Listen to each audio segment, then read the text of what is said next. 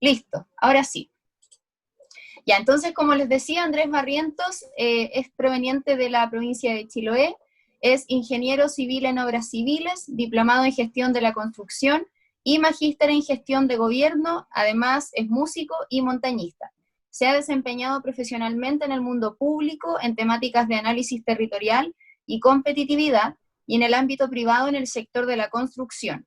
Columnista y conferencista internacional en temáticas económicas, culturales y de liderazgo. Sus análisis de actualidad han sido publicados en diarios de influencia nacional y también cuenta con espacios permanentes en medios regionales.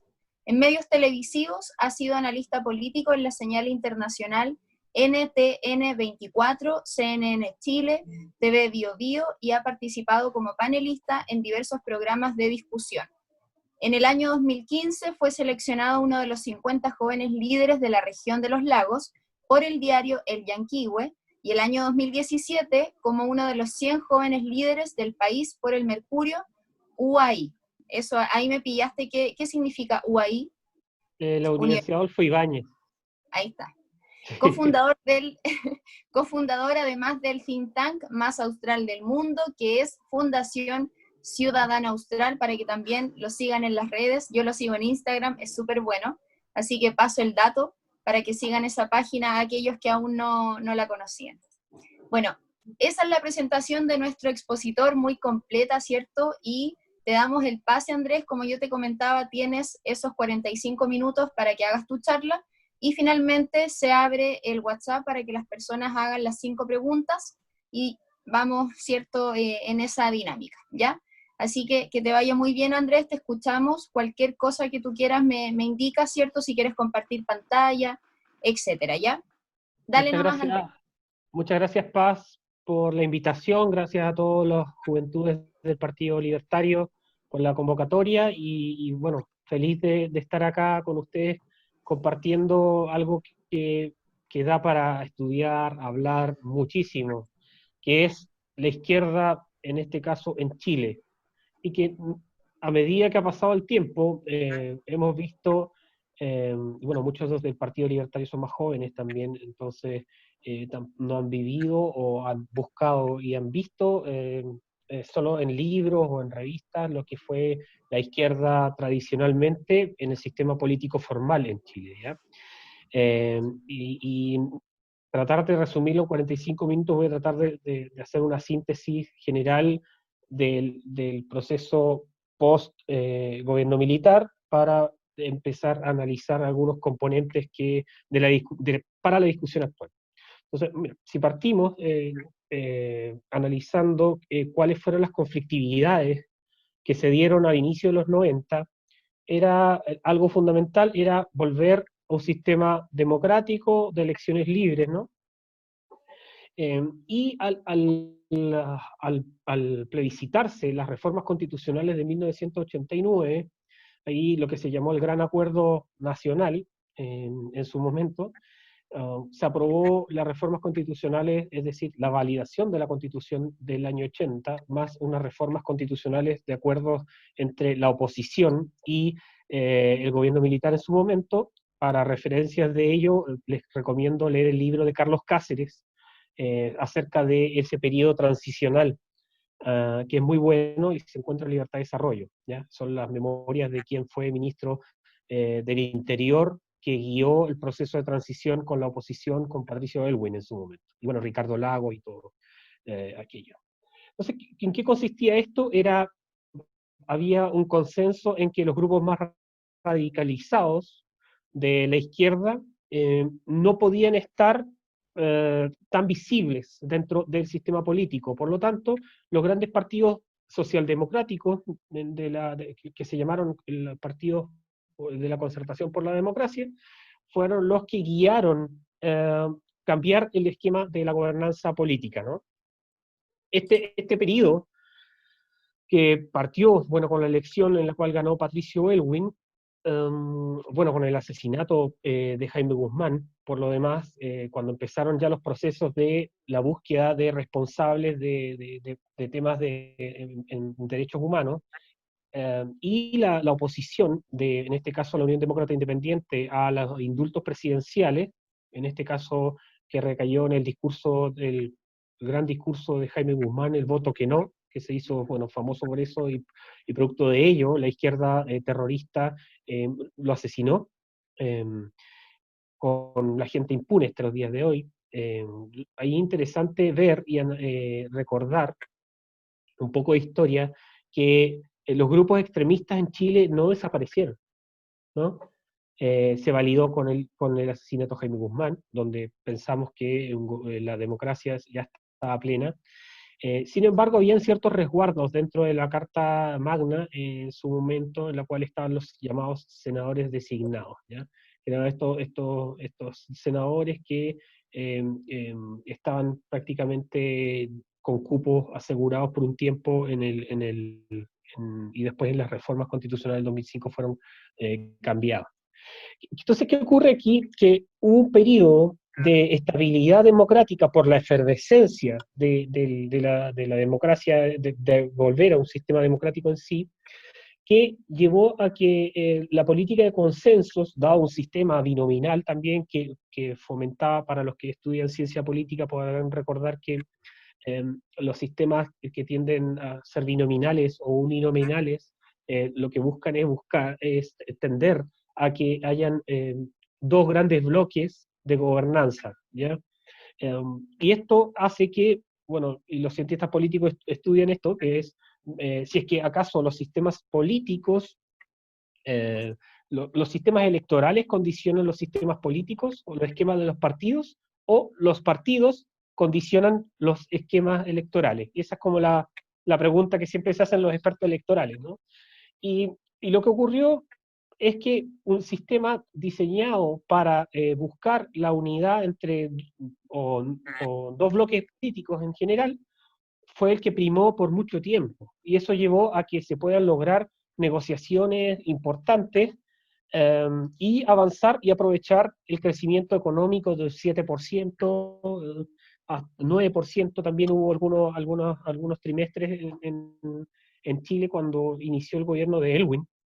Entonces, ante este esquema de hecho en esa época se hablaba de la economía que se recalentaba, entonces era mucho crecimiento, entonces hay que poner más regulaciones o más gasto social para, porque eso afecta a la economía, los keynesianos saben bastante de eso. Y eso llevó a que la concertación de Partidos por la Democracia tuviese una agenda que en este caso para el lenguaje actual sería neoliberal, ¿no? Y sería incluso más cercana a las ideas de la centroderecha que lo actual.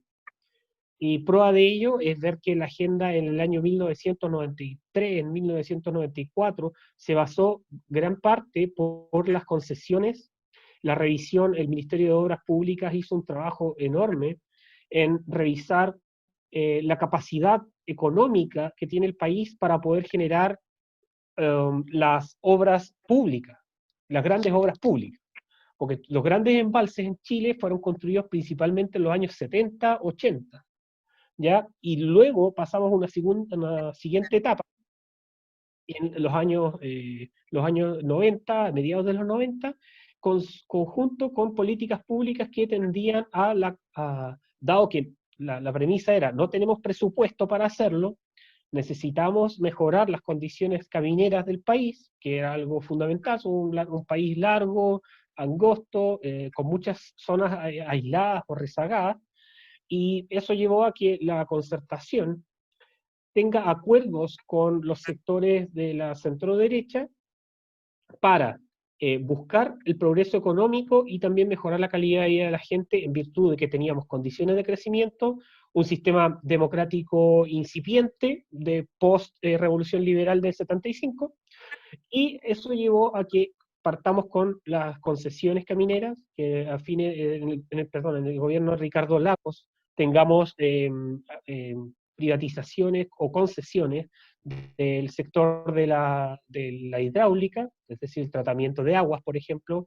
Hasta el año 97 el tratamiento de aguas era cerca de no menos de, perdón, era menos de un 50% del agua tratada en nuestro país. Y hoy ya estamos bordeando cerca del 98%, si bien no recuerdo, del tratamiento de aguas. Eso es bastante costoso, pero el camino de las concesiones fue la vía que llevó a que Chile tenga carreteras doble vía como vivimos nosotros ahora, que hace 30 años atrás no era la tónica, no teníamos dinero para poder financiar eso, el Estado no tiene plata, no somos un país rico para poder andar costeando gastos enormes de lo que significan las obras públicas. Y eso fue el inicio de la agenda de concesiones, que fue muy relevante para el país.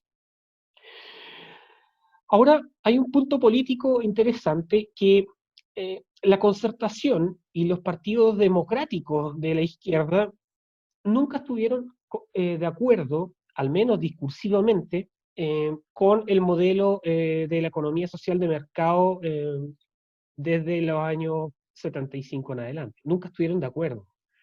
Eh, sí lo aprovecharon políticamente, pero cuando uno revisa, por ejemplo, antecedentes de las discusiones senatoriales entre Andrés Saldívar, principios de los años 90, con Jaime Guzmán, que hay registros en internet para poder verlo, se ve que siempre hubo una intención de sectores moderados, inclusive, de desmantelar el modelo político, económico y social desarrollado durante el gobierno militar. Entonces, esa variante fue algo que estuvo permanentemente dentro del sistema político. Pero las condiciones políticas no estaban para hacer transformaciones profundas.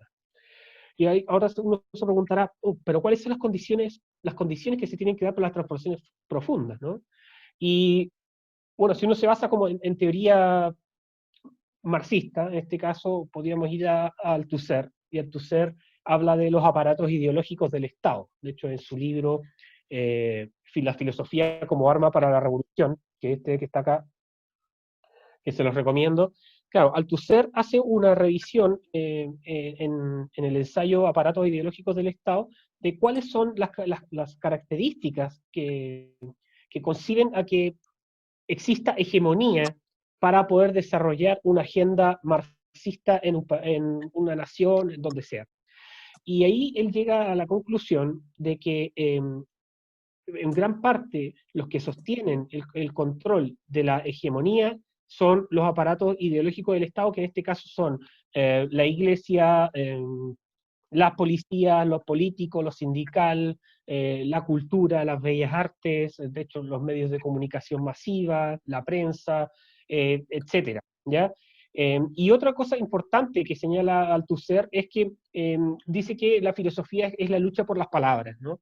Entonces, que las luchas de clases se dan a través también de la lucha por las palabras. Y ahí yo creo que hay un consenso entre algunos sectores políticos de la derecha social cristiana, diría yo, en que los grupos, cuando hablo de derecha social cristiana me refiero a los grupos asociados al IES, a Idea País, me refiero a Claudio Alvarado, a, o a Pablo Ortúzar, ¿no?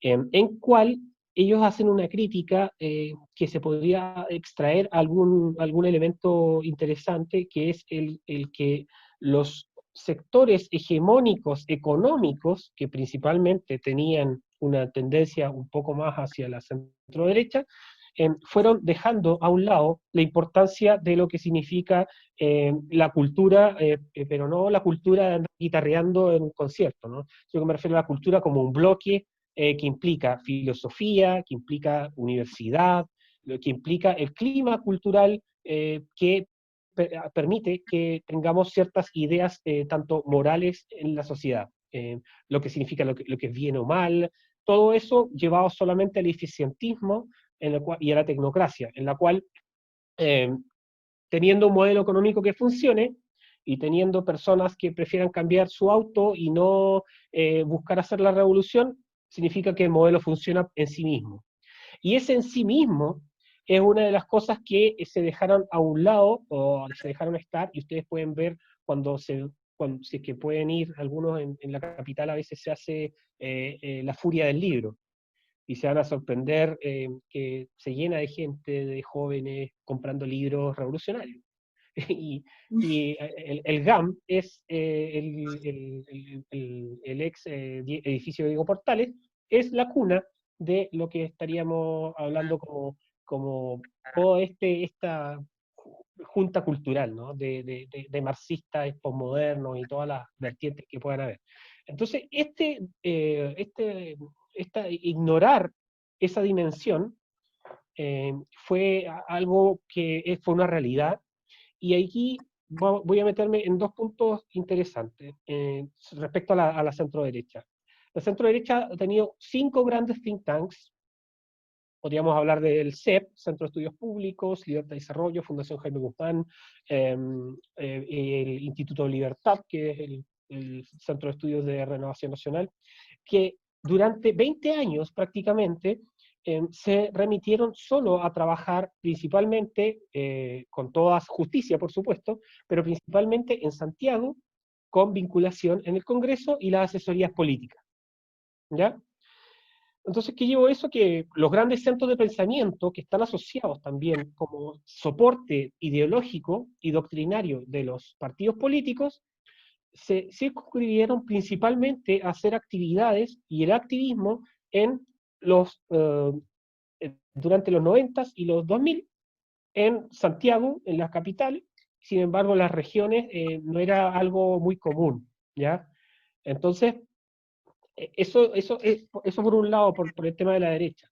Y la izquierda, sin abandonar la idea de querer cambiar el modelo político, económico y social, pero que nos había dado porque no estaban las condiciones, siguió avanzando en ello. Y si vemos, fueron tomándose las universidades, de hecho, la escuela tomada de Jocelyn Holt, Jocelyn Holt, si no me equivoco, fue el que escribió sobre el tema de la Facultad de Derecho de la Universidad de Chile. Ustedes pueden ahí ver más o menos también el clima que se estaba dando al principio de los 2010, más o menos también, cómo la universidad también ha sido transformada. Eh, Cuando uno hace un paralelo sobre el proceso chileno con otros lugares del mundo, uno ve también el mayo del 68 también fue gestado intelectualmente en universidades, en la Sorbona, donde muchos de los exiliados políticos chilenos se fueron a estudiar a Francia y vinieron ilustrados con doctorados a formar estas nuevas generaciones de los 90, nacidos en los 90, para posteriormente tomar el poder. Entonces, cuando ustedes hacen un balance también de que la izquierda está posicionando liderazgos por todos lugares distintos, o nuevas caras, que puedan tener ideas muy añejas, o como se quiera calificar, vamos a ver esta divergencia, ¿no? La divergencia entre un político de 27 años, de 30 años, que está en el Congreso discutiendo con uno de 40 que se cree millennial. Entonces, esta diferencia generacional ha sido porque la centro-derecha no ha gestado los espacios de liderazgo para renovar la élite política, ¿no? Porque al fin y al cabo, los que toman decisiones son élites, ¿no? Entonces, la formación de cuadros de élites políticas se ha circunscrito principalmente a los privilegios que se van dando dentro de las mismas castas de los partidos tradicionales. Y eso, el 2011, trae un quiebre también dentro de la centro-derecha, en donde empiezan a surgir nuevas vertientes en las cuales ya no se estaban llevando a cabo las ideas, etcétera, y un hito fundamental que podría recordar es el año 2011, que en el GAM se hizo un evento que se llamaba Foro Republicano, donde se convocaron todas las fuerzas que estaban viendo y hastiadas de la inacción de la centro-derecha frente a la izquierda que estaba tomándose todas las universidades con la gratuidad, etc. Y hoy vemos que la misma centro-derecha abraza la gratuidad y habla de la gratuidad justa, ¿no? Cuando la gratuidad fue una propuesta del Partido Comunista del año 95. Y eso se habla en las universidades. Entonces ahora la derecha defiende esas ideas y ven cómo se va corriendo el eje de la discusión. Entonces, concesiones ni hablar, es un tema tabú. Ahora, todo ese periodo en el cual las izquierdas estaban en el poder, llevaron a que en el año 2005 se pueda gestar la primera de esta gran reforma constitucional. Si uno recuerda las palabras, ahora todos se hacen los desentendidos prácticamente, como Ricardo Lagos, inclusive, en que esa es la constitución necesaria para algo que sea posteriormente mejor o después, ¿no? Y eso hizo que después del 2005, cuando termina el mandato de Ricardo Lagos empieza con una agenda bastante fuerte en modificar la Constitución nuevamente. Y bueno, todos los teóricos que hicieron el soporte del programa de Michelle Bachelet posteriormente son los políticos que después instalaron las ideas de lo que estamos discutiendo hoy, ¿no? Un nuevo modelo, que fue Fernando Atria, y que yo diría que el único que lo combatió con documento bien fuerte, refutando sus planteamientos y argumentos, fue Axel Kaiser con La tiranía de la igualdad, en la cual devela la intención totalitaria de los izquierdistas de la actualidad. Entonces, bueno, viendo un poco de ese aspecto histórico, eh, vemos que tenemos una izquierda que se ha tomado las universidades, principalmente las universidades donde se gesta el conocimiento. Podemos ver que si tú te metes en una facultad de estética en la Universidad de Chile, una facultad de filosofía, puedes ver que las tesis de magíster, los doctorados, etcétera, son teorías de la revuelta, una oda a la capucha. La radicalidad que se gesta en las universidades es tal que ya es algo que está producto normalizado, ¿no? Entonces, por eso no es de sorprender que los profesores de derecha que están en las universidades están cada vez siendo más marginados por los propios rectores, como ocurrió con el profesor Gonzalo Rojas y el rector Ignacio Sánchez, que no lo defendió, teniendo todos los antecedentes, o distintos profesores y distintas universidades que se fueron gestadas para promover el libre pensamiento o lo que sea. La Academia de Humanismo Cristiano es una cuna de la revuelta, ¿no? Y así muchas universidades también que eran de derecha dura, podríamos decir, como la Universidad de los Andes, Universidad del Desarrollo, también han ido cediendo en la defensa de su proyecto institucional, por los grupos más radicalizados, ¿no? Porque mucho se habla de que los tipos de la universidad o los filósofos son tipos que están marginados de la sociedad, pero sin embargo son aquellos que están enseñando y están llevando a cabo las teorías políticas. Disculpen, están llamándome por teléfono. Están llevando a cabo teorías políticas que después se sostienen en el sistema político, ¿no? ¿Quiénes son los grandes asesores? Y vemos cómo la misma derecha, tratando de congraciarse con la izquierda, los invita a paneles y a foros para que debatan, entre comillas, sus ideas, cuando lo que se está haciendo es dar a conocer, porque ni siquiera debatir, porque ni siquiera lo entendemos. Entonces, los invitan, y tenemos al Centro de Estudios Públicos invitando a un teórico de la revuelta como Carlos Ruiz Encina, ¿no? Que es el Nodo 21, una fundación teórica de la revuelta, que podríamos decir que era outsider del sistema político en cierto sentido, pero hoy están en el Mercurio, hoy salen en La Segunda, hoy salen van al CEP, le publican estudios en el CEP. Entonces, ya los grupos radicales ya no están siendo marginados dentro del sistema, sino que ya son match. Hoy vemos a Fundación Sol siendo citada en el Senado, ¿no? En el Senado. Entonces, eh, cuando antes veíamos que la política estaba basada algo más en la evidencia o en discusiones más serias, los grupos radicales estaban marginados. Hoy esos grupos han ingresado al sistema. Y así como dijo Pamela Giles el día del ascenso del gobierno del presidente Piñera, los locos estamos acá, los fracasados entramos, nos infiltramos en todos lados. Lo dijo Pamela Giles. ¿No? Pamela Giles cuando entró y juró, bueno, prometió, porque no iba a jurar, no es cristiana, cuando entró al Congreso dijo, por primera vez llega una diputada queer. Entonces, tenemos una serie de personajes, que en realidad son personajes en sí, que lo que hacen es tomar posición frente a un elemento para gestar la degradación institucional. Uno, porque no creen en la verticalidad de lo que significa la estructura jerárquica del Estado. Segundo, porque tienen la idea de llevar a cabo una transformación radical del sistema político, económico y social del país, y eso lo dicen en todos lados. Tres, porque ellos sí creen en que la violencia puede ser un medio para conquistar algo mayor, La democracia para ellos es un fin, y su fin es la democracia radical, gobernada por ellos. Son totalitarios, y son totalitarios, ¿por qué lo digo? Porque cualquiera que tenga ideas que son que refutan las ideas de ellos de manera radical, son llevados a cabo por ellos, o son develados por ellos, o son circunscritos por ellos como fascistas, como personas que tienen que censurarse, personas que no pueden hablar, que no pueden opinar y tienen que ser marginados. Casos de ellos hay varios: Patricia Maldonado en la televisión, Villegas, hay de todo, ¿no? Y no son invitados a los grupos de conversación de los grandes medios.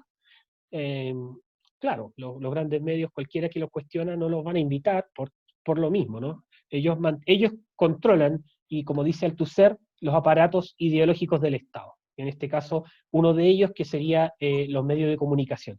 Y es tan fuerte el poder de los medios de comunicación que vemos cómo todo el debate político, el coronavirus, toda la situación actual que estamos viviendo es llevado, sostenido por los medios de comunicación prácticamente. Los medios de comunicación dicen que usan mascarilla y que usan mascarilla, ¿no? Entonces, todas esas cosas han sido cooptadas por la izquierda. Ahora, en las elecciones en las cuales, cuando se cambia el binominal, Michelle Bachelet se quiebra el binominal, se aseguró de que Chile iba a tener un sistema democrático ahora por fin.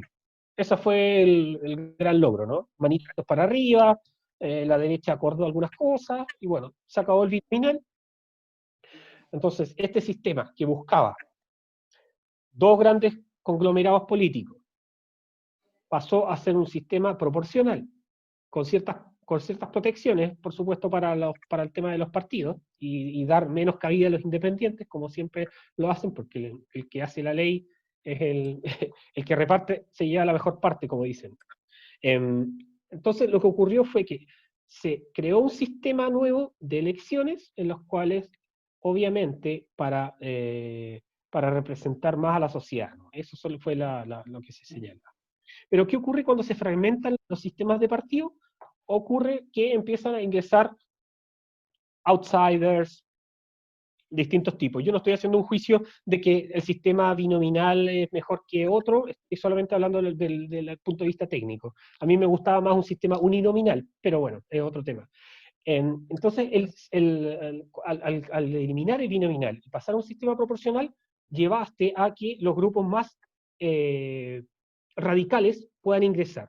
Pero ingresaron los grupos más radicales de la izquierda, ¿no? ¿Y por qué? Porque los grupos de derecha, en este caso la Unión Demócrata Independiente, de Renovación Nacional y los partidos tradicionales, jugaron en la misma lógica binominalista en una elección que era con sistema proporcional. Entonces, eso llevó a que tengamos 21 diputados millennials, y por otro lado, tengamos el mismo esquema de partidos en la UDI y Renovación Nacional. ¿Se podía prever algo así? Sí, porque tenían que haber flexibilizado sus esquemas para integrar nuevas personas en sus partidos, sabiendo que un sistema político proporcional iba a llevar a que sus mismos partidos políticos vayan fragmentándose. Prueba de ello es que surge una escisión del Partido Republicano con José Antonio Kast, y empiezan a surgir nuevas facciones, y dentro de los partidos también empiezan a haber más caudillos hablando por sí mismos, ¿no? Eso queda demostrado con el nuevo sistema proporcional, y lo que pasa en la actualidad es que con este esquema de Chile Vamos, que hay 4 partidos, solo 3 tienen representación en la Cámara, aún pareciera que siguen pensando en la lógica binominal, ¿no?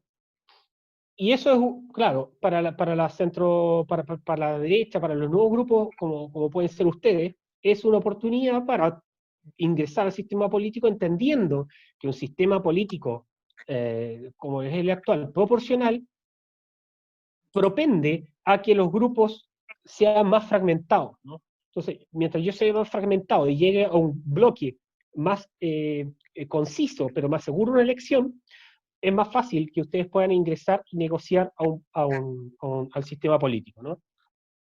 ¿Y ahora qué ocurre? Entraron en ellos, ¿ya? Entonces la política se empezó a radicalizar, por supuesto. Se empezó a radicalizar porque lo que estaba en el punto de vista práctico y lo que estaba en la política universitaria ingresó al sistema político formal.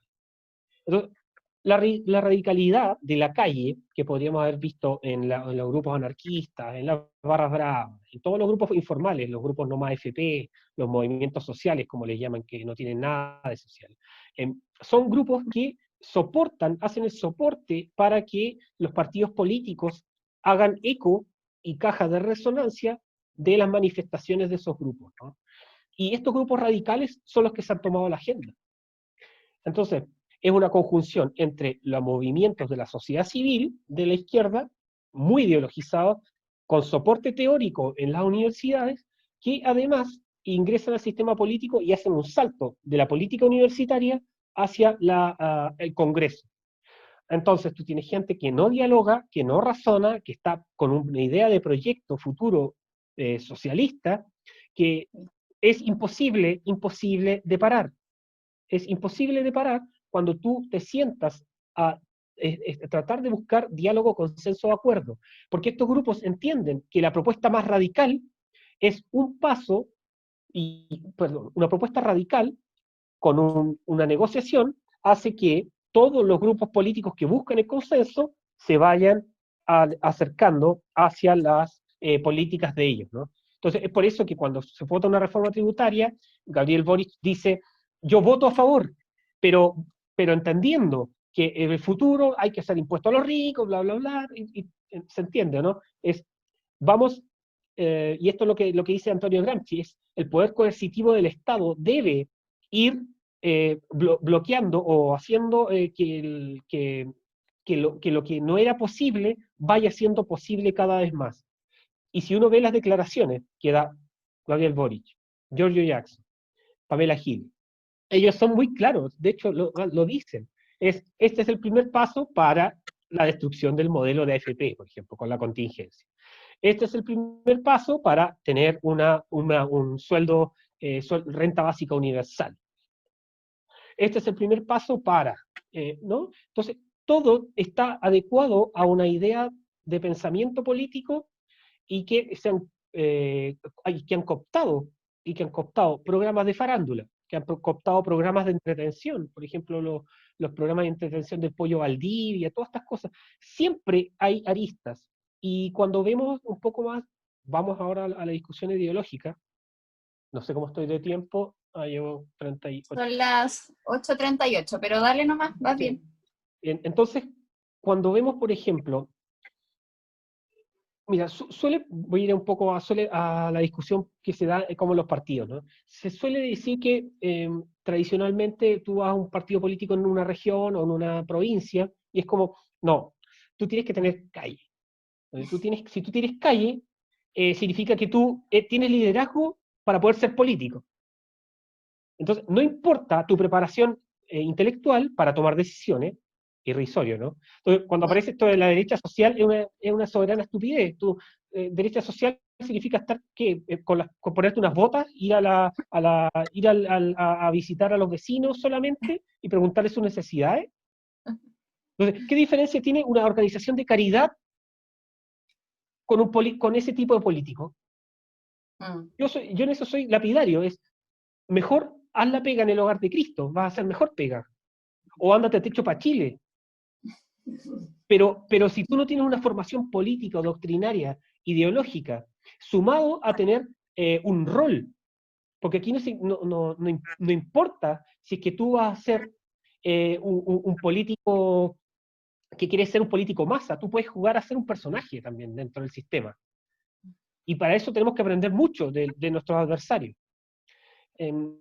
Pero claro, y vuelvo a repetir, dado que ustedes también están como en el tema formativo, tienen que pensar muy bien cuál es la diferencia entre un político que ustedes quieren llegar a ser o una organización de caridad. Porque más encima, lo inmoral es que quieres hacer caridad con dinero ajeno, ¿no? Y no es caridad con sacar plata de tu bolsillo y sacarte la cresta para poder no tener campamento en este país, o la pega que hace, por ejemplo, Techos para Chile, o Educar Chile, por ejemplo. Quiero poner personas que vienen de la ciencia a hacer clases. No sé, un ingeniero haciendo clases de matemáticas en una escuela rural, en Futrono o en Lago Verde. Loable, ¿no? Pero que un político venga a decir que si no tienes calle, pero con el dinero ajeno, a mí me parece una soberana estupidez, porque no hace la diferencia entre una u otra cosa, ¿no? Entonces, o quieres ser administrador meramente para que te pasen por encima las leyes de género, para que te pasen por encima el aumento de tributos, ¿no? Entonces, cuando tú escuchas que hay un bloque radicalizado que tiene teoría y está llevando la agenda política, tú tienes que decir, oye, cuidado. Entonces necesitamos más gente formada, necesitamos gente que pueda hacerle la pelea, no solo con formación política propia de las ideas que uno maneja, sino que también entendiendo cómo piensa el otro. Entonces, si hay una cuestión muy simple, si esto hay que leer a Lao Tse, perdón, Sun Tzu, hay que leer a Genghis Khan, hay que leer Maquiavelo. Eh, Cuando tú te preparas para una guerra, porque la política es en parte una guerra, cuando tú te preparas para una guerra, ¿tú acaso vas a mandar un tanque, vas a mandar unos soldados así a la libre a conquistar el otro territorio? Es algo muy simple, ¿no? Entonces, tú para eso, para la batalla política, tienes que prepararte bien. Y prepararte bien implica estudiar al otro, estudiar cómo se maneja, cuáles son sus gestos, cuáles son las cosas que hacen que colapse en su razonamiento. Muchas veces, y para eso hay muchas técnicas, hay técnicas para poder llevar al extremo el argumento de otro para que tenga que el otro dar las explicaciones de su argumento, ¿no? Cuando tú conoces cómo habla el otro, tú no necesitas siquiera exponer tus ideas para poder develar que el otro está equivocado, ¿no? Tú puedes llevar el razonamiento del otro al absurdo para que la gente se dé cuenta de que está hablando estupideces. Entonces ahí hay que tener mucho cuidado porque el dato no mata al relato, el relato mata al dato. Y eso es lo que se ha pasado hoy, de que la irracionalidad está en el imaginario de las personas que salen a marchar y a decir renuncia a Piñera sin entender las consecuencias que implica derrocar un gobierno eh, que no ha violado la Constitución, por lo demás, pero para que se vea un poco esa dimensión. Entonces, lo que te quería comentar también, Paz y todos los chiquillos, es que la izquierda radical ha pasado de, de, de estar enclaustrada en las universidades a tener representación en los movimientos sociales, a tener mayoría en los movimientos sociales, a tener gran espacio en el sistema público, a tener gran espacio en los sindicatos, diríamos los cuerpos intermedios, ha pasado a tener representación política formal. Y los grupos radicales, que no están en el sistema político formal, también van a estar peleando por entrar al sistema, ¿no? Eso es constante. Y los grupos políticos más radicales también, como podríamos decir el anarquismo insurreccional u otros movimientos, lo que pasa en la Araucanía, los grupos terroristas, son grupos también subversivos que ayudan y dan un soporte a que se tensione el debate político en base a los argumentos que propone la radicalidad política. ¿Ya? Y ahí yo no quería entrar tanto en los detalles de la teoría política que hay detrás, porque eso da para hablar mucho. Les sugiero que puedan ver una conversación que tuvimos con Agustín Laje hace unos días atrás, en la que hablamos sobre posmodernismo y de construcción, donde tratamos de ver un poco cómo se está manejando la izquierda más radical hoy de forma ideológica. Entonces, aquí hay varias cosas. En el sistema político formal tenemos alianzas internacionales ahora. Giorgio Jackson es una figura mundial, expone en Estados Unidos, es líder del International Progressive, donde está Naomi Klein, todos los intelectuales radicales. Entonces, Giorgio Jackson tiene un perfil que es internacionalizable, por así decirlo, ¿no? O internacionalizado. Por otro lado, y por eso no hay que menospreciarlo, sus ideas pueden ser muy irrisorias, pueden ser un proyecto muy utópico, pero las ideas de ellos están latentes en el apruebo, ¿no? En el día de mañana, están en el debate cuando tú prendes un matinal. Y eso es muy interesante porque Antonio Gramsci decía que en Cuadernos para la Cárcel, que se los recomiendo, él veía que el catolicismo estaba tan arraigado en las personas, hasta en la persona de campo, por ejemplo, las nociones morales del catolicismo, de la moralidad católica, estaba arraigada en tan nivel que decía que para poder cambiar y avanzar hacia una sociedad marxista, había que llegar hasta ese nivel de que las personas le transformen el sentido común. Entonces lo que está pasando hoy es que, por ejemplo, con los movimientos no más AFP, es que ellos han transformado el sentido común y han ocupado todos los aparatos del Estado también para poder transformarlo. Sistema educacional, la educación previsional. Y ahí les digo, hagan el ejercicio, revisen a quienes le han dado las licitaciones para educar previsionalmente en Chile durante los últimos 10 años. Y no se van a sorprender. Se los dieron a la izquierda enseñando educación previsional de cómo destruir el sistema, ¿no? Es algo irrisorio, pero ese es el sistema político que tenemos en nuestro país, degradado con aceleración. Y para ir cerrando ya, bueno, comentarles un poco del tema marxista, ¿no?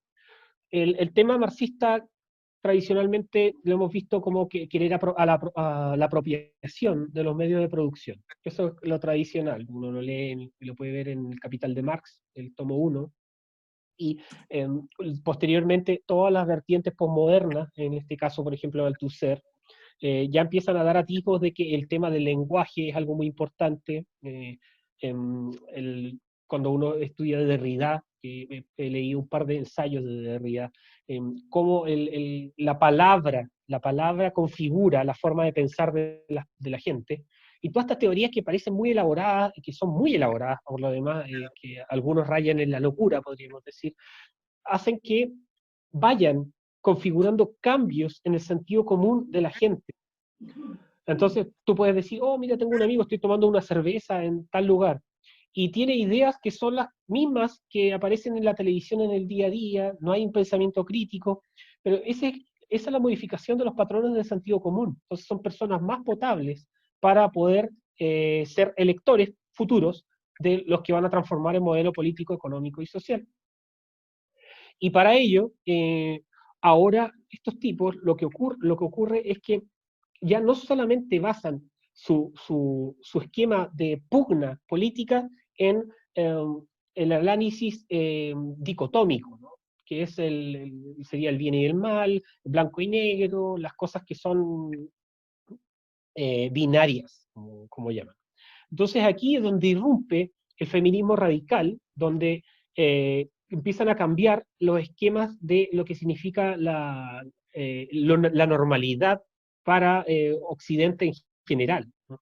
Que esto es bueno si es que hay un hombre y una mujer, si es que yo me identifico. Entonces, el dar énfasis en la subjetividad de los individuos hace que se pueda avanzar en una herramienta para subvertir mayormente el sistema político, ¿no? Y la verticalidad del sistema.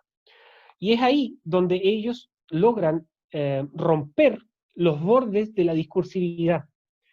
Y ahí podemos ir a ver a otros autores como Deleuze, Guattari, en los cuales ellos hablan de la semiótica del lenguaje, es lo que significa el lenguaje, y además tratan y hacen teorizan de que cómo el capitalismo al ser un sistema totalizante, donde los tipos te dicen, tú eres una persona en la cual tienes cierta subjetividad o tienes ciertas preferencias.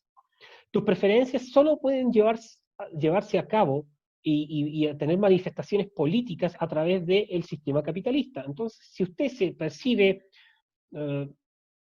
transgénero, por ejemplo, El sistema capitalista le va a dar los elementos para que usted pueda ser feliz, ¿no?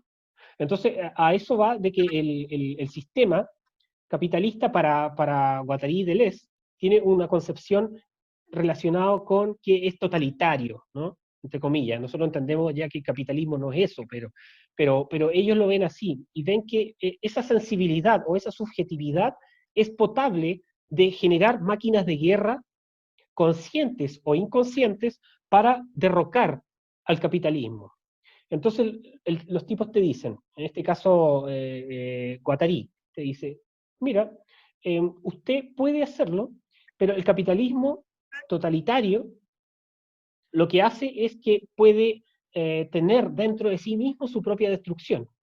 Entonces, lo que hay que hacer es que las subjetividades se exalten de tal manera para ir destruyendo el sistema. Eso es más o menos un poco del análisis, y eso hace que los conflictos de identidades estén tan palmarios hoy. Por ejemplo, el caso de George Floyd, Black Lives Matter, Sí. ¿ya? El tema feminista radical, las tesis que se dan vuelta por todo el mundo, ¿no?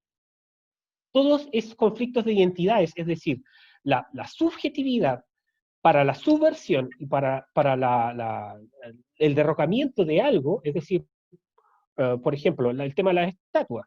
No es que Churchill se vote porque es Churchill un violador de derechos humanos. No, es votar a Churchill para resignificar a Churchill, ¿no? Es para mostrar también, hacer una muestra de poder, de que nosotros estamos cambiando, somos lo nuevo, y nosotros podemos instalar un nuevo orden, ¿no? Entonces de hecho, y esto es lo que dice Deleuze, dice que es el delirio de un río, y lo lleva un poco a la teoría psiquiátrica, es el delirio de un río en el cual la producción del deseo, de la subjetividad, es la que debe primar para hacer política y subvertir el orden. Entonces, por eso tenemos performatividad, tenemos también, bueno, los conflictos de identidades, etc. Y esto también, bueno, ya lo había anticipado en cierta medida Marcuse, perdón, y Deleuze, Guattari entre los 70 y los 90 trabajan este tema mayormente. Entonces vamos a seguir viendo conflictos identitarios importantes, muchos de ellos con características de separatismo, otros con fomentar el feminismo radical. Entonces, el sistema político formal lo que va haciendo es haciendo match de cada política radical que van poniendo, diciendo, mira, no sé, ahora estamos con las mujeres, vamos a hacer una política pública para ayudarlas en cierta medida. Bueno, el feminismo dice sí, pero necesitamos algo más. Y, y ya para ilustrarles lo que les estaba comentando un poco, por ejemplo, teóricos chilenos hablan de la territorialización, que es el tema de la manifestación del deseo, pero dice, el territorio geográfico, pero también político y simbólico, es atravesado por diferentes relaciones de poder, de desprestigios y de desprivilegios y opresiones. Entonces, toda victimización o toda visión de que estamos siendo oprimidos por este capitalismo tiene que ser un mecanismo de generar la subversión y también el deseo de cambiar, ¿ya? Entonces, no queremos nada, no tenemos nada, pero lo queremos todo, ¿no? Hablan, por ejemplo, aquí quería comentarles también el tema de la revolución feminista. Este texto, por ejemplo, dice que hay, la educación, el sistema educacional chileno en todos sus niveles debe adecuarse a las necesidades de la erradicación total de los roles de género impuestos. ¿Qué significa eso en la práctica? Oye, si se juega fútbol, hay que prohibir que los hombres jueguen fútbol, solos. ¿No? Tenemos que hacer partidos mixtos y todo lo... En la práctica es eso, ¿no? Entonces la política pública empieza a permearse con este tipo de ideas. Hemos impulsado con fuerza los liceos monogénero, hay que hacer un cambio cultural, hay que normalizar nuestros cambios culturales, hay que seguir movilizándose permanentemente. hay que hacer que la dignidad se haga costumbre. Esto fue escrito, no sé si lo escucharon esa frase en la insurrección de octubre, pero esto fue escrito el año 2018, un año antes, ¿no? Otro tema ya para ir cerrando, ya finalmente con esto, es que hay un tema que post caída del muro de Berlín se ha dado en todas las urbes y no ha cesado, y que es algo prácticamente ya que se da en todo el mundo, que son lo que Hans Magnus Enzensberger señaló, el escritor alemán, señaló las guerras civiles moleculares. Algo que puede sonar muy elaborado, pero sin embargo lo que señala es que las guerras civiles moleculares, que no tienen un líder, que no tienen una jerarquía, se dan en cualquier parte, y de hecho dice que las metástasis que se dan, las metástasis, se pueden dar en cualquier país del mundo, se pueden dar en cualquier lugar, ya se están dando, y esto lo escribió en el año 93. Los dirigentes no necesariamente son terroristas, ni servicios secretos, ni mafiosos o skinhead, pueden ser traficantes de drogas, neonazis, sheriff negro, también ciudadanos normales o corrientes que de la noche a la mañana se les ocurre hacer un atentado, como verdaderos hooligans, locos homicidas. Hoy día vimos un tipo con un cuchillo en el metro Calicanto, apuntando a un carabinero. Entonces, la expresión de la locura, como dice Deleuze Guattari, tiene que ser llevado a cabo para corromper y destruir el sistema político normal, porque la normalidad tiene que ser abolida para que la producción deseante, ¿cómo se llama?, sea lo que prime dentro de una sociedad que busque eliminar y no vivir bajo los patrones del capitalismo. No es la utopía marxista del Edén, del cielo en la tierra, ¿no? Es una, una, una, una, una teoría de inmanencia de la producción deseante en la cual todas las personas pueden hacer lo que se les dé las ganas. No hay propiedad privada, no hay nada.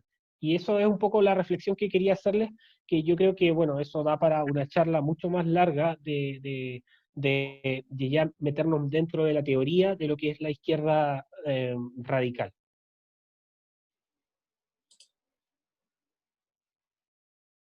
¿Ahí terminaste? ¿Sí? Perdón, es que estaba pendiente acá de que esté todo en orden. Oye, Andrés, excelente tu charla, y bueno, me hiciste recordar mucho este libro que yo estoy leyendo actualmente, el de Muy la... bueno. Muy bueno, sí, es buenísimo. Estoy leyendo este y uno de Hayek, así que recomiendo este por si no lo han leído. La Neoinquisición es, pero brutal, de Kaiser, así que lo recomiendo todo el rato. Bueno, vamos a pasar ahora a las preguntas. Voy a darle el pase también a Juan para que me apoye. Ya, Juan. Ah, y también quería comentar algo con respecto a la educación, que estábamos acá conversando ahí por el WhatsApp. Ahí te di el pase. Ahí sí, ¿Aló? Juan. ¿Se me Sí, escucha? sí. No, Andrés, en verdad la charla me pareció muy, muy buena, en verdad escucharte me da rabia, y eso es bueno, por todo, por todo lo que has hablado, en verdad me causa unas ganas de hacer explotar a la universidad, ¿eh? Pero yo creo que eso es lo que hay que generar en verdad, esa repulsión hacia la educación pública. Yo creo que es más que necesario. Ellos nos han ganado porque los valores de nosotros no hemos sido lo suficientemente valientes para defenderlos, creo yo, y por eso ellos, las ideas que antes eran utópicas, ahora las estamos viendo que la gente las acepta de lo más bien y se dejan cargar como buenos camellos que son. Entonces, por eso creo que este tipo de charlas son muy constructivas, que revelen la verdad como es. Así que, no, felicitaciones, y ahora con más ganas que nunca quiero quitarle la teta de la que beben las universidades, de los dineros públicos, ojalá que nunca más se financien así. Así que, bacán tu charla, en serio. Ahora vamos a la ronda de preguntas. De hecho, Juan, para complementar lo que estaban diciendo, nosotros necesitamos un grupo político ahora que haga frente a toda esta radicalidad, y para eso significa tener gente que esté revisando a dónde se están llevando las platas, chiringuitos como le llaman en España, y decir, mire, ¿sabe qué? Ustedes ya no van a recibir dineros públicos porque ustedes están destruyendo el sistema político público, ustedes están enseñando doctrinas totalitarias con fondos públicos, Sí. pero enseñándolas para adoctrinar, no para hacer un análisis crítico, porque la teoría crítica de la cual hablan ellos, que no tiene nada de crítico, sino que simplemente es intervención doctrinaria, ideológica sobre los niños y los jóvenes de Chile, ¿no? Es verdad. Bueno, vamos a pasar a la primera pregunta que la hace Natalia. Ella es una militante de la región de Valparaíso. Espérame, dame un segundito. Ya. Bueno, esta parte sí yo la voy a dejar de grabar, ya para igual resguardar también la privacidad de cada uno de nosotros, ¿cierto? Porque nos pueden funar y todas esas cosas. Así que